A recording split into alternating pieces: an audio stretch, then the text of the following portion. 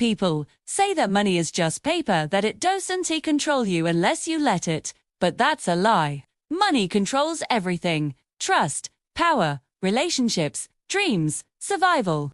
And when it disappears, it takes pieces of people with it. 2 years ago, I made the biggest mistake of my life. I handed everything I owned to someone I believed was my best friend. His name was Michael. We'd known each other since high school. We survived breakups, job losses, family funerals. He was the person I trusted more than anyone. The kind of friend you'd call a brother. The kind you'd hand a spare house key to without hesitation. So, when he called me one night, his voice electric with excitement, saying he had discovered an investment opportunity, a once-in-a-lifetime cryptocurrency project, I listened. I didn't even think twice. He said powerful investors were backing it, that it was guaranteed to explode. That if we got in early, we could retire within a year. Honestly, I laughed at first. It sounded like every cliché scam you see online. But then he started showing me the proof. He had numbers, charts, access to private investor groups, even screenshots of deposits and returns. It looked so real. And then he looked at me, right in the eyes, and said, "Trust me, I would never let anything bad happen to you." So I trusted him completely. I went all in. I withdrew everything: my life savings, my emergency fund, even the money I had carefully set aside for my mother's upcoming surgery. I sold my car for quick cash. I broke my retirement account early, eating the penalties just to get more liquid funds. Every single dollar I had scraped together over 15 long years. It all totaled $186,000. I wired it all to him, my heart pounding with a mix of fear and exhilaration. For the next few months, it felt like we were living in a dream. The investment dashboard he set up for me was like a magic trick. The numbers just kept climbing. I watched my money grow from $186,000 to $200,000, then $260,000, then $310,000, and finally, it hit $480,000. We were ecstatic. We started planning extravagant vacations. We spent hours browsing real estate listings, talking about the homes we were finally going to buy. We celebrated the future as if it was already here, as if it was absolutely guaranteed. Then one morning, the magic stopped. I woke up, made coffee, and logged in to check the numbers, just like I did every single day. But this time, the page wouldn't load. It just kept spinning.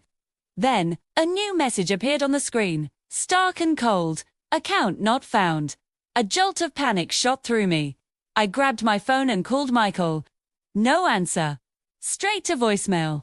I texted him, my thumbs shaking. "Hey, the site's down. Call me." No reply. Minutes felt like hours, hours bled into days. I tried his phone again and again. "The number you have dialed has been disconnected." My blood ran cold. I drove to his apartment, my mind racing through 100 different terrible scenarios. It was empty.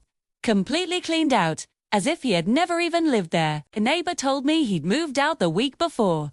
I later found out he quit his job that same week. His social media accounts, all of them, were deleted. Michael didn't just disappear. He planned it. Every last detail. I stumbled back to my own apartment and collapsed on the floor, unable to breathe. I pulled up my banking app, staring in disbelief at the balance. $14.27. That was it.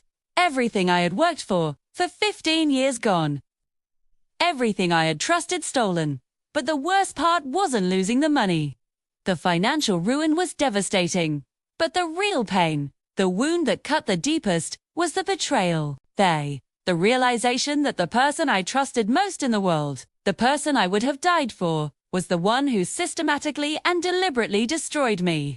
It wasn't a faceless hacker or a random stranger. It was my brother.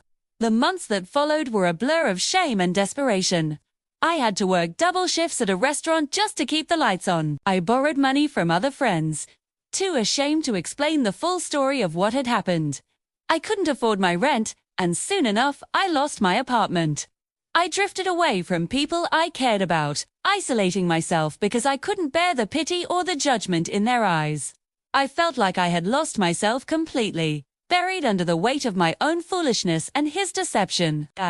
Just a shell of the person I used to be. Then one day, months later, an email appeared in my inbox. There was no subject line, no signature, just a single haunting sentence. "I'm sorry. I thought I could come back before you found out." Attached to the email was a photo. It was Michael. He was sitting in a small, bare room, looking thin, defeated, nothing like the confident, charming friend I once knew. Behind him, the faint outline of a barred window was visible. He had been arrested overseas, caught up in another investment fraud case. He was serving a 7-year sentence. I closed my laptop and felt something strange wash over me. It wasn't anger. It wasn't hate. It was relief. Because for the first time since everything collapsed, I realized something essential. He didn't destroy my life. He only destroyed the version of myself that believed someone else was responsible for my future. He destroyed the part of me that handed over my power, my trust, and my dreams. Everything I lost, every single dollar, every bit of security, I will rebuild it. But this time, I'll do it with my own 2 hands. And when I do, it will be real. It won't be a dream someone sold me. It won't be a promise whispered by a liar. It won't be a lie. It will just be the truth. My truth. Thanks for listening.